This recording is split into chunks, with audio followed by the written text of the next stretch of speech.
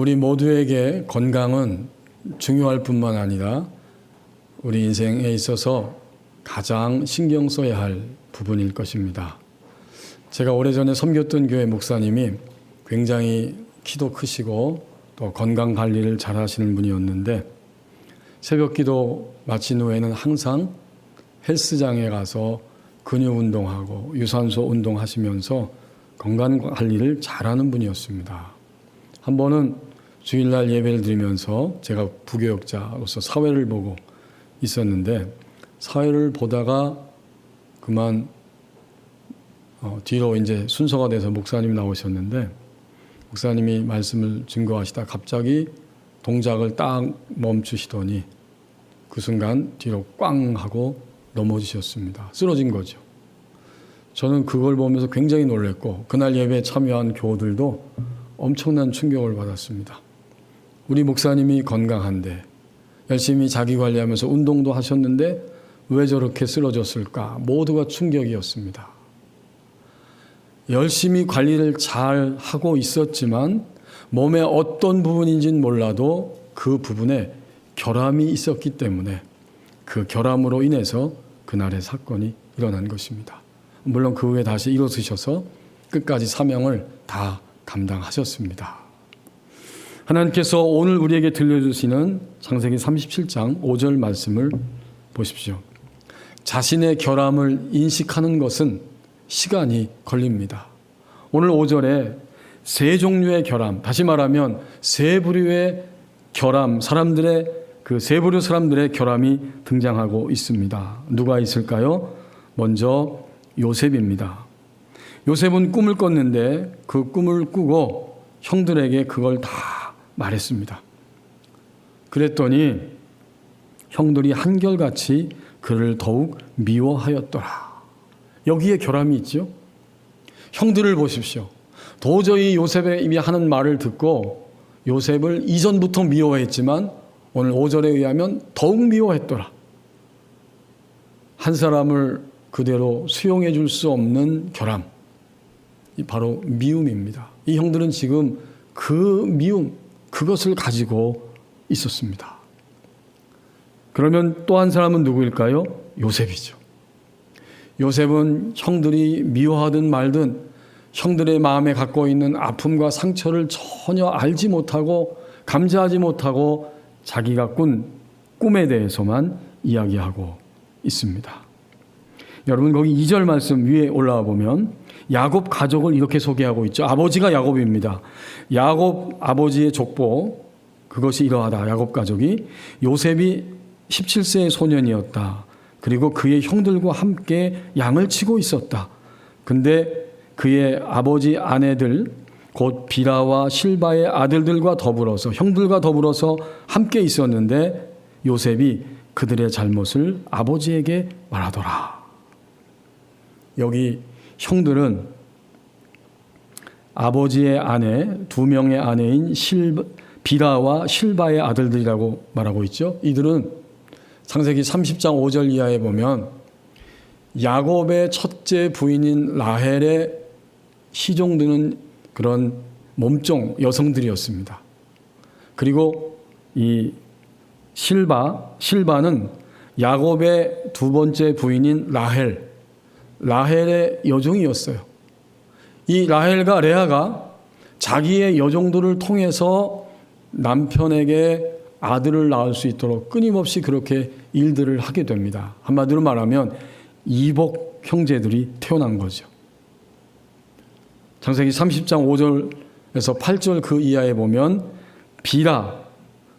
비라의 아들들 단 납달리, 또 레아의 몸종인 실바를 통해서 난 아들들 갓과 아셀이 있습니다.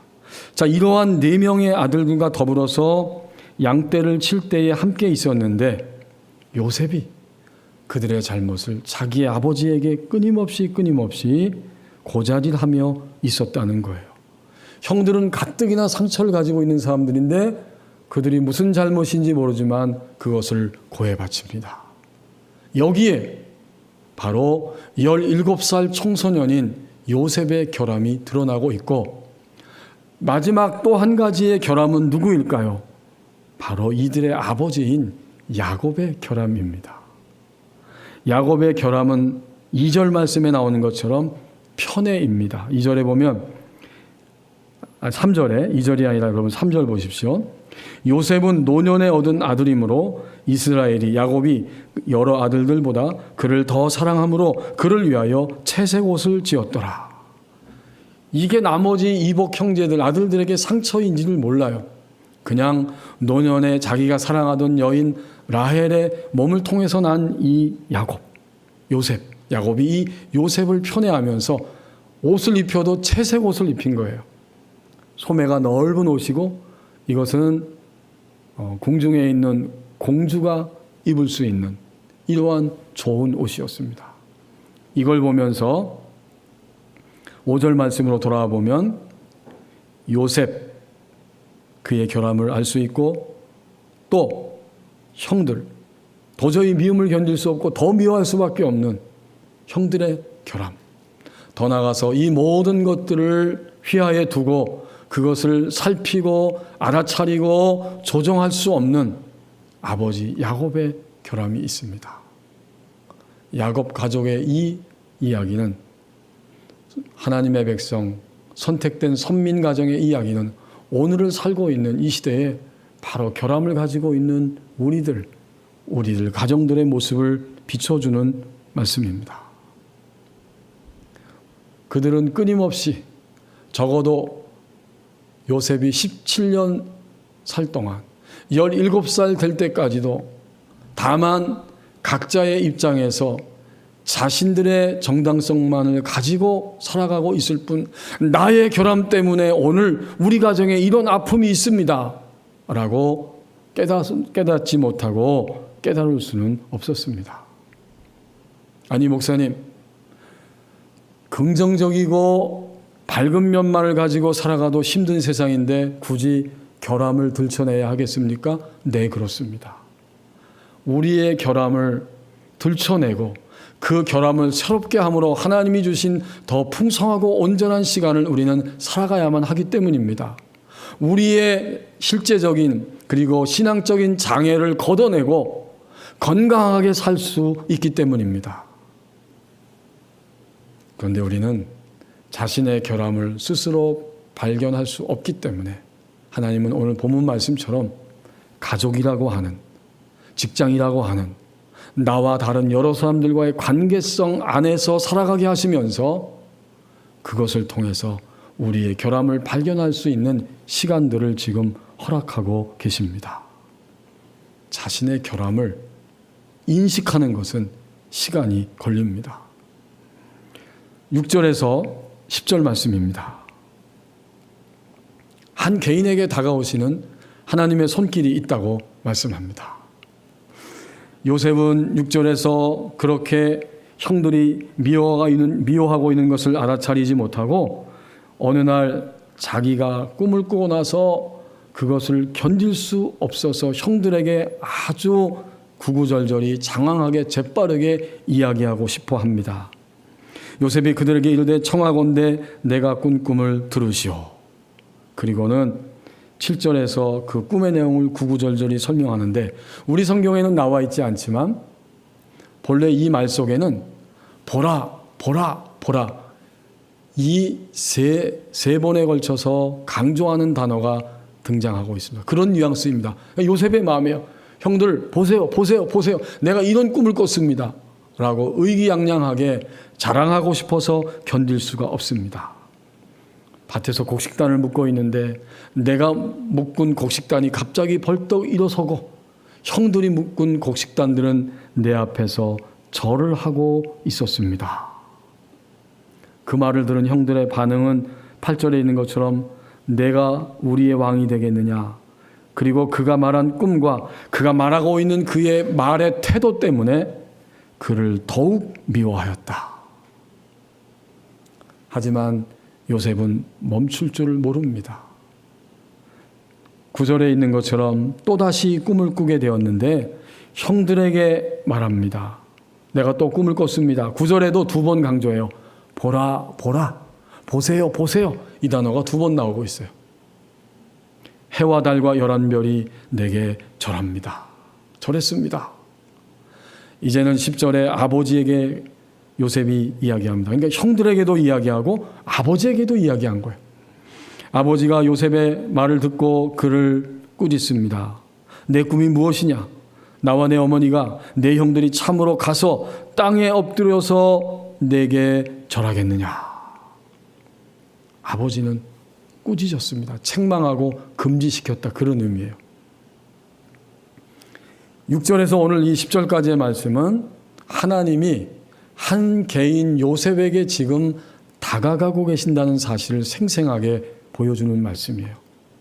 요셉은 17살의 청소년이기 때문에 아직 그 꿈의 내용이 무엇인지 의미인지 알 수도 없고, 그리고 그 꿈을 잔뜩 자랑하면서 이야기하고 있을 뿐이지만 하나님은 요셉에게 반복적으로 다가가셨어요. 하지만 우리는 또 한 가지의 사실을 오늘 6절에서 10절을 통해 깨닫게 됩니다. 단지 하나님이 꿈으로 다가가신 것만 요셉에게 다가간 게 아니에요. 꿈을 이야기했을 때 그의 형들이 보이는 반응, 그리고 그의 아버지가 보였던 이 미워함과 분노함과 꾸짖음, 책망, 이 모든 것들이 다 요셉에게 다가가시는 하나님의 손길이었습니다. 뭘까요? 결국 하나님은 한 사람의 인생에 끊임없이 다가가시는데 모든 걸 통해서 다가가시는 거예요. 꿈만 신기하고 내게 오는 하나님의 손길이 아닙니다. 내가 꿈을 말했더니 형들이 보인 반응과 아버지의 반응 전부가 다 하나님이 그에게 지금 다가가고 있는 현장 학습이에요.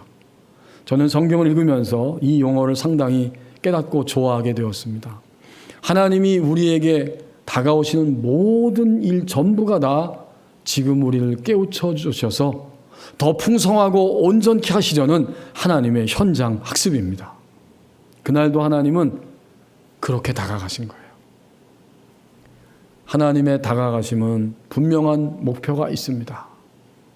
자기 자신을 객관화시키게 하는 것이 하나님의 목표요. 자신을 객관화시키면서 이제는 하나님의 말씀대로 반응할 수 있는 사람이 되게 하시는 것, 이것이 하나님께서 다가가시는 목표입니다. 하지만 17살 청소년 된 요셉은 아직은 자기 꿈을 신나게 이야기할 수는 있었어도 그 말을 듣는 형들이나 아버지, 그들의 심정은 헤아릴 수는 없습니다. 자기가 가지고 있는 결함을 객관화시켜서 자기의 모습을 발견할 수는 없었습니다. 그러니까 당연히 하나님의 말씀대로 사람들에게 반응을 보일 수도 없었던 것입니다. 우리는 이 본문을 통해서 다시 한번 분명히 깨닫습니다. 하나님이 일평생 동안 우리에게 다가오시는 것은 우리의 삶 전부입니다. 우리가 분노하는 것도, 유혹당하는 것도, 우리에게 좋은 것도, 또 당연히 우리에게 나쁜 것도 이것은 하나님의 손길이 아니야 라고 생각할 수 있지만 그 모든 것은 다 우리를 객관화시키고 계시는 하나님의 손길입니다. 우리가 두려우며 떨면서 근심할 때에도, 때로는 위로를 받고 담대할 때에도 이 모든 것들은 나라고 하는 사람의 믿음의 현주소를 객관화시키고 나의 성품, 나의 생각, 나의 말, 나라고 하는 존재 자체가 어떤 존재인지를 객관적으로 나 스스로 발견케 하고, 그래서 이제는 하나님의 말씀대로 반응하는 사람이 되게 하시려는 바로 하나님의 손길입니다. 1905년에 출생해서 1997년에 그의 인생을 마감한 빅토르 프랭클, 오스트리아 빈에서 태어났고 유대인으로서 의사이고 심리학자였던 이 프랭클은 제2차 세계대전 당시에 감옥에 갇혀서 더 이상 살아날 가망성이 없었습니다.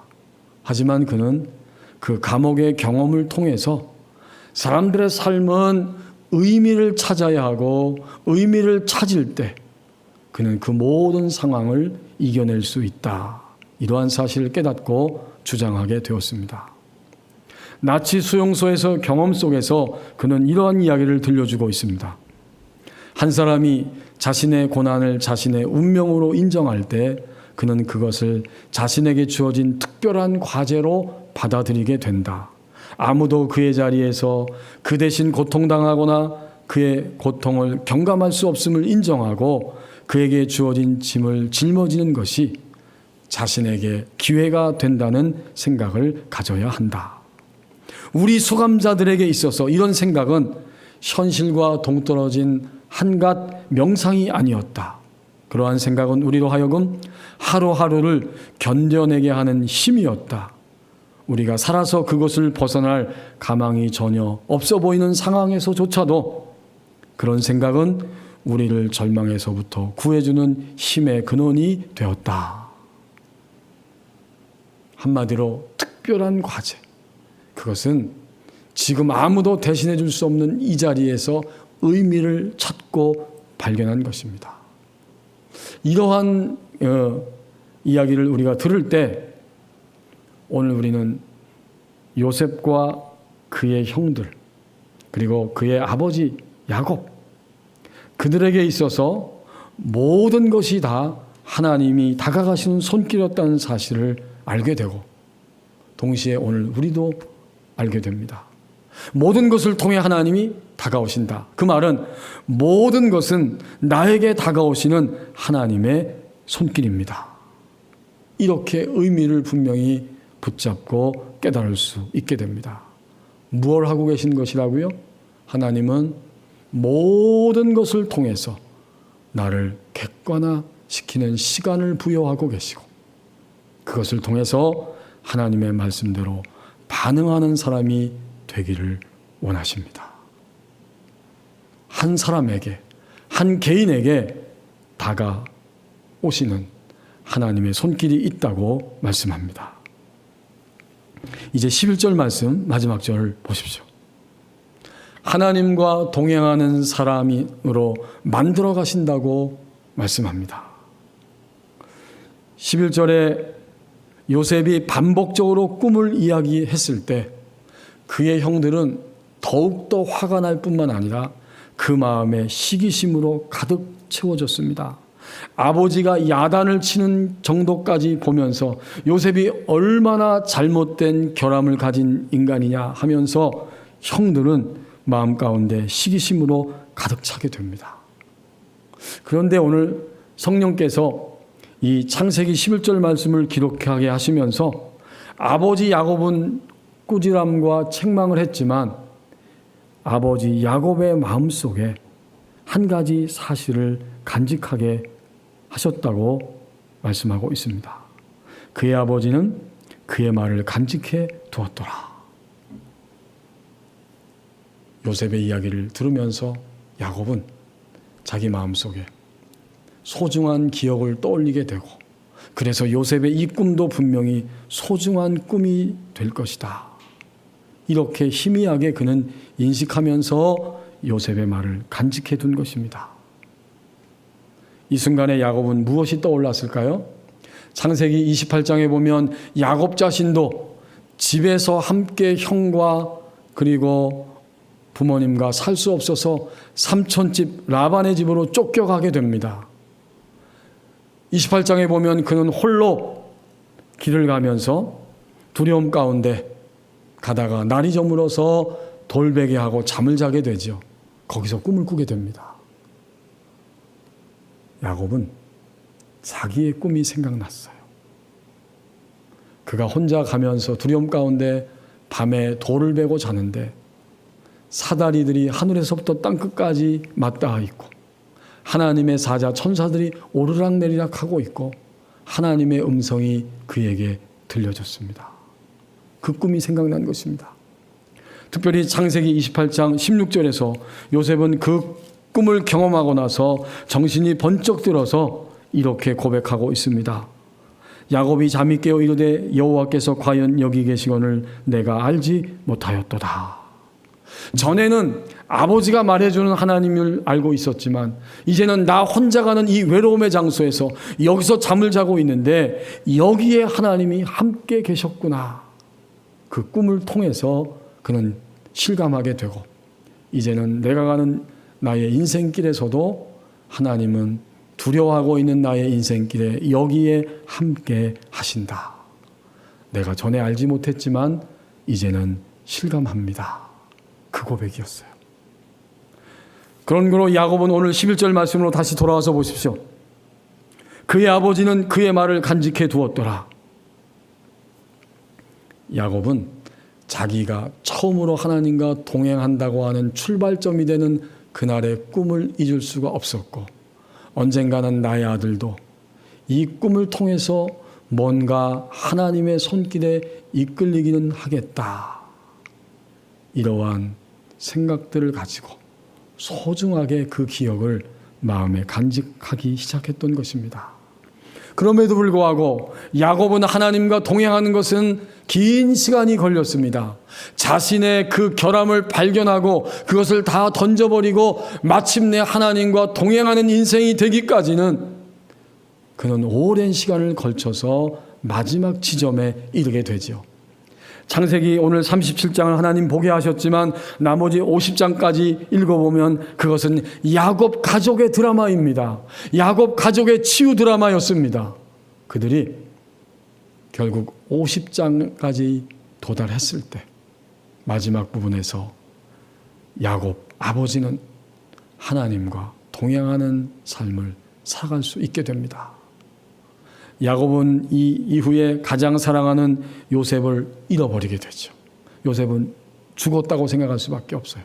사라져버렸으니까.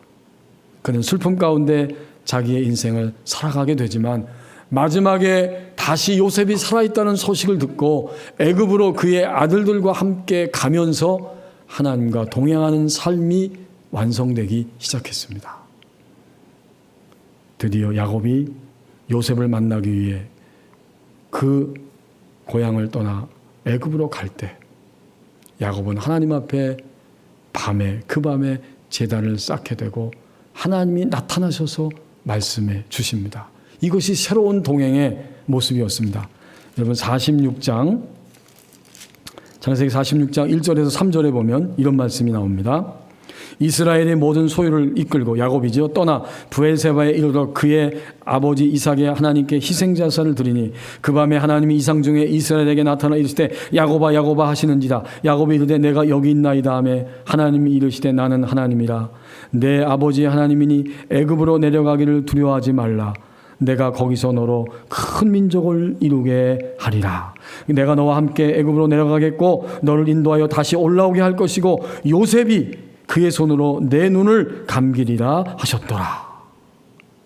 여기서 야곱은 드디어 쓰라린 모든 인생의 여정을 통해서 하나님과 동행하는 인생으로 바꿔지게 됩니다.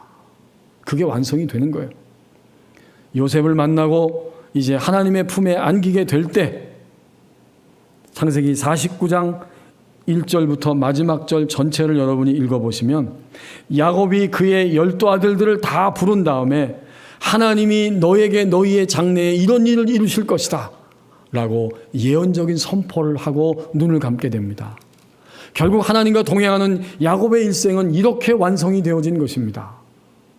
그는 이제 모든 자신의 결함을 알게 되고 다른 사람들을 도와서 함께 신앙의 자리로 세워줄 수 있는 이러한 모습으로 그의 인생을 마감하게 되지요. 이것이 야곱의 동행이었어요. 그러면 이제 오늘 우리는 다시 본문 11절 말씀을 통해서 아버지가 그렇게 동행했는데 형들의 미움을 받으면서도 여전히 17살 소년으로 꿋꿋하게 있었던 요셉이 하나님과 동행하는 삶은 어떻게 완성되었을까? 요셉의 동행을 우리는 창세기 나머지 부분을 통해서 확인할 수 있죠. 그는 아버지처럼 야곱처럼 집에 살 수 없어서 팔려가게 됩니다. 그리고는 마침내 애굽까지 팔려가게 되었고 거기서 보디발이라고 하는 시위대장 집에 노예 생활하고 있었습니다. 억울한 감옥살이를 하게 되었습니다. 그리고 마침내 그는 꿈을 해석하면서 애굽의 총리 대신이 되어집니다. 아버지와 모든 형제들을 함께 만나게 되었고 마침내 아버지 야곱이 죽게 됩니다. 그때 형들이 겁이 났어요.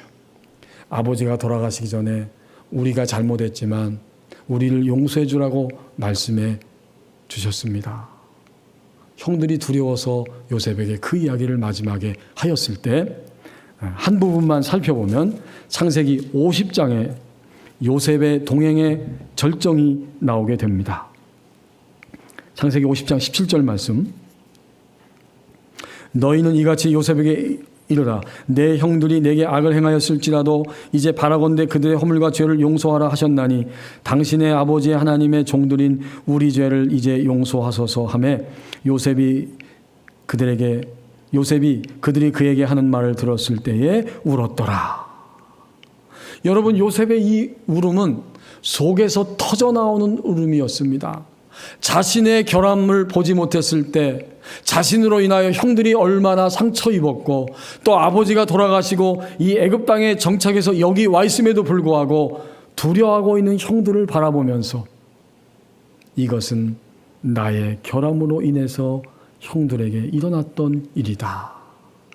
그것을 알고 그의 속에서부터 터져나오는 울음이었습니다. 그리고 이렇게 말합니다. 18절에 창세기 50장 18절 이하에 그의 형들이 또 친히 와서 요셉 앞에 엎드려 이르되 우리는 당신의 종들입니다. 요셉이 그들에게 이르되 두려워하지 마소서 내가 하나님을 대신하리이까. 여기서 요셉은 완전히 하나님과 동행하는 사람으로 만들어짐을 알 수 있습니다. 나는 하나님을 대신하지 않습니다. 하나님이 하시는 일들이었습니다. 그리고 20절 말씀에 당신들은 나를 헤아려 하였으나 하나님은 그것을 선으로 바꾸사 오늘과 같이 많은 백성의 생명을 구원하게 하시려 하셨나니 당신들은 두려워하지 마소서 내가 당신들과 당신들의 자녀를 기르리이다 하고 그들을 간곡한 말로 위로하였더라. 여기서 요셉의 하나님과의 동행의 삶이 그대로 드러나게 되고 드디어 요셉도 하나님과 동행하는 삶이 완성되어졌음을 분명히 알 수 있습니다. 결국 야곱도 또 요셉도 하나님의 손길 안에서 하나님과 동행하는 사람으로 만들어진 것입니다. 오늘 우리의 인생도 이와 같이 하나님이 우리를 끌고 가시는데 결국에는 하나님과 동행하는 사람으로 만들어 가십니다. 하나님과 동행한다는 것이 무엇일까요? 우리는 야곱과 요셉의 이 마지막 그 삶의 절정을 통해서 분명히 알 수 있죠. 하나님과 동행하는 것은 다른 것이 아니라 하나님의 선택을 선택할 수 있는 것이 하나님과 동행함입니다. 마지막 그들의 인생의 시즌을 살아가면서 야곱도 요셉도 이제는 하나님이 선택하는 것을 나도 그대로 선택할 수 있는 이런 사람이 되었던 것입니다. 하나님이 오늘 뭘 하는가 보았더니 하나님과 동행하는 사람으로 우리를 만들어가고 계시는 거예요. 우리가 깨닫지 못하고 하나님께 반항하고 있을 때에도 하나님은 하나님의 선택을 선택하는 사람으로 우리를 만들고 계시고 우리가 하나님의 말씀에 예라고 대답하고 순응하면서 나는 더욱 이제 하나님과 동행하겠습니다라고 사모하며 달려갈 때에도 우리를 더 온전히 하나님과 동행하는 인생으로 만들어가고 계십니다. 이야기 가족 치료의 창시자인 마이클 화이트라고 하는 사람이 있습니다. 그는 오랜 시간 동안 수많은 가족들을 상담하면서 공통적인 것, 그들의 가족의 생활을 지배하는 것을 발견했는데 바로 문제로 가득 찬 이야기였다고 말합니다. 상담하는 모든 가족들은 항상 문제로 가득 찬 이야기를 가지고 있었더라. 그래서 화이트는 그 이야기를 듣고 상담하면서 생각하게 되었습니다. 그러한 그족의 그들이 쏟아내는 문제 가득한 이야기를 새로운 관점으로 바라볼 수 있도록 변화시켜 줄 때 가족의 삶도 변화될 수 있겠다. 이렇게 그는 생각하고 그 방안을 만들게 되었는데 그것을 이름하여서 삶의 재저작이라고 말했습니다. 삶을 일어난 사실이 똑같지만 다른 관점에서 그것을 쓰고 바라볼 때에 전혀 다른 삶의 이야기로 새롭게 지어질 수 있다. 그래서 삶의 재저작이라고 하는 용어를 사용하게 됩니다. 마치 이런 거죠. 아버지가 매일 술을 먹고 들어오는 가정이 있었습니다. 그런데 그 아버지는 술을 먹고 들어오면서 붕어빵 한 봉지를 사왔습니다. 그날도 어김없이 아버지가 술에 취해 들어왔을 때 가족들은, 아이들은, 아내는 생각합니다. 또다시 나의 남편은, 우리 아버지는 술을 먹고 들어왔다. 하지만 똑같은 사실이지만 이것을 다른 관점에서 볼 때, 아니 아버지가 술을 먹고 정신이 없는 와중에도 붕어빵을 사오신 것을 보니까 그것은 그래도 우리를 사랑한다고 하는 증거가 아닌가. 이렇게 삶의 재저작이 일어날 때 그 가족들에게는 새로운 이야기가 전개될 수 있다는 의미입니다. 그런 측면에서 요셉의 일생을 재저작하면서 이렇게 이야기해 주고 있습니다. 요셉이 지나온 모든 야곱 가족 이야기 전체는 재저작의 이야기인데 모든 과정이 하나님의 섭리였습니다. 형들에 의해 요셉이 미디안 상인들에게 팔려갔던 것은 단지 가슴 아픈 그러한 비극적인 드라마가 아니라 요셉을 애굽으로 보내시는 하나님의 방법이었다. 요셉이 보디발의 아내의 누명을 쓰고 감옥에 갇혀 그 감옥에 있었던 시간은 단지 억울한 일들만의 시간이 아니라 바로 앞에 세우시기 위한 하나님의 책략이었다. 술 맡은 간원장이 꿈을 해몽받았지만 요셉을 2년 동안 잊어버리고 있었던 것 역시 요셉을 고향으로 돌려보내지 않고 애굽의 총리로 세우시려는 하나님의 섭리의 일환이었다. 이런 과정을 통해서 요셉은 자신의 삶을 저작하는 것, 그 권리가 나에게 있지 않고 하나님에게 있습니다. 삶의 저작권을 하나님께 드릴 수 있게 되었다. 고난이 다 지나가고 깨달을 수도 있지만 고난 속에서 요셉은 그것을 알았기 때문에 감옥에서조차 절망하고 심지어는 자살하려고 하는 그러한 길을 선택한 것이 아니고 그 고난 속에서도 그는 하나님에 대한 신앙을 탈선시키지 아니하고 견딜 수 있었다. 그가 보디발 아내의 유혹을 뿌리친 것처럼 그는 결국 모든 유혹을 뿌리치고 삶의 주권을 하나님께 맡긴다. 이러한 결정이야말로 진정한 인생의 저작권 재설정이라고 말할 수 있다. 자신의 인생을 자신의 손으로 쓰는 것이 아니라 하나님이 써가시도록 맡겨드린 일이기 때문이다. 이렇게 삶의 재저작을 통해서 요셉은 마침내 하나님과 동행하는 사람, 하나님의 선택을 선택하는 사람으로 바꿔질 수 있었다고 이야기합니다. 하나님은 오늘도 하나님과 동행하는 사람으로 우리를 만들어 가신다고 말씀합니다. 우리는 종종 이런 질문을 할 수 있습니다. 하나님을 믿는데 어떻게 하면 하나님을 제대로 알 수 있고 어떻게 하면 하나님을 제대로 믿을 수 있는 신앙의 사람이 될 수 있을 것인가? 적어도 그리스도인들은 이러한 생각들을 한두 번씩 하게 됩니다. 어떤 방법을 통해서? 하나님은 오늘 분명히 우리에게 알게 하십니다. 평범한 하루를 통해서, 내게 주어진 하루하루의 모든 평범한 하루의 생활을 통해서 하나님과 동행하는 자로 우리를 만들어 가십니다. 결국 이것은 구원의 확장입니다. 예수님 믿을 때 우린 구원받았어요. 하지만 여전히 내가 가지고 있는 결함들을 보지 못합니다. 그래서 우리의 마음이 쓰리고 우리의 영적인 갈망과 갈증이 있습니다. 이런 모든 것들을 하나님은 평범한 하루를 통해서 끊임없이 구원해 가시면서 구원의 영역을 확장해 주시고 계십니다. 그렇습니다. 우리의 평범한 하루는 구원의 확장입니다. 기도하겠습니다.